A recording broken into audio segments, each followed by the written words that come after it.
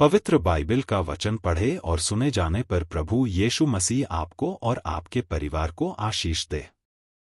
पवित्र बाइबल यहोशू की पुस्तक का 18 अध्याय वचन 1 से 28 यह कहता है।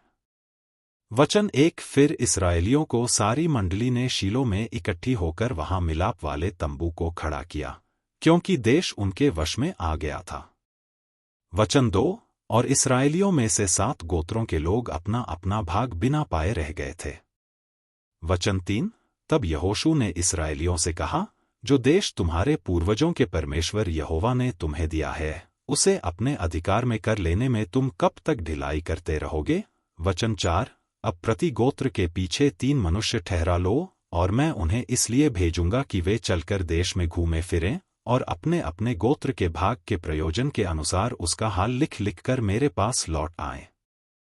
वचन 5। और वे देश के 7 भाग लिखें, यहूदी तो दक्षिण की ओर अपने भाग में, और यूसुफ के घराने के लोग उत्तर की ओर अपने भाग में रहें। वचन 6। और तुम देश के 7 भाग लिखकर मेरे पास ले आओ, और मैं यहाँ तुम्हारे लिए अपने परमेश्वर यहोवा के सामने चिट्ठी डालूंगा।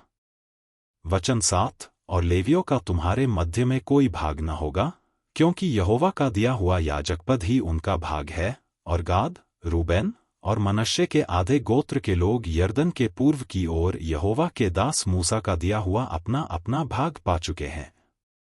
वचन 8। तो वे पुरुष उठकर चल दिए, और जो उस देश का हाल लिखने को चले उन्हें यहोशू ने यह आज्ञा दी कि जाकर देश में घूमो फिरो और उसका हाल लिखकर मेरे पास लौट आओ, और मैं यहाँ शीलो में यहोवा के सामने तुम्हारे लिए चिट्ठी डालूंगा। वचन 9। तब वे पुरुष चल दिए और उस देश में घूमे और उसके नगरों के 7 भाग करके उनका हाल पुस्तक में लिखकर शीलो की छावनी में यहोशू के पास आए। वचन 10। तब यहोशू ने शीलो में यहोवा के सामने उनके लिए चिट्ठियां डालीं, और वहीं यहोशू ने इस्राएलियों को उनके भागों के अनुसार देश बांट दिया। वचन 11। और बिन्यामीनियों के गोत्र की चिट्ठी उनके कुलों के अनुसार निकली, और उनका भाग यहूदियों और यूसुफियों के बीच में पड़ा। वचन 12। और उनका उत्तरी सिवाना यरदन से आरंभ हुआ, और यरीहो की उत्तर अलंग से चढ़ते हुए पश्चिम की ओर पहाड़ी देश में होकर बेतावेन के जंगल में निकला। वचन 13। वहां से वह लूज को पहुंचा, जो बेतेल भी कहलाता है, और लूज की दक्षिण अलंग से होते हुए निचले बेथोरोन की दक्षिण ओर के पहाड़ के पास हो अत्रोतद्दार को उतर गया। वचन 14।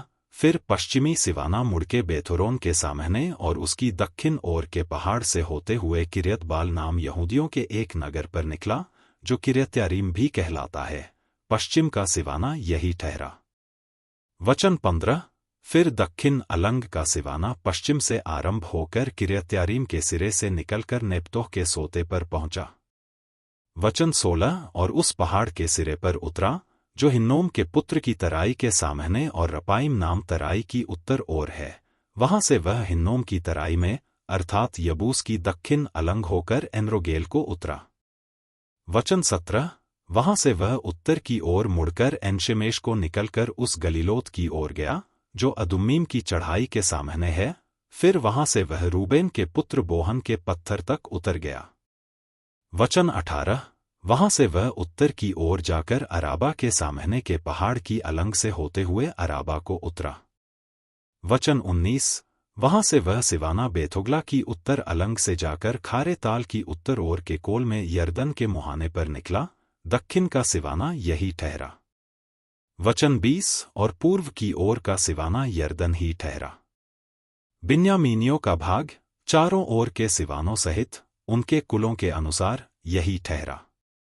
वचन 21। और बिन्यामीनियों के गोत्र को उनके कुलों के अनुसार ये नगर मिले, अर्थात यरीहो, बेथोगला, एमेक्कसीस। वचन 22। बेतराबा, समारैम, बेतेल। वचन 23। अव्वीम, पारा, ओपरा।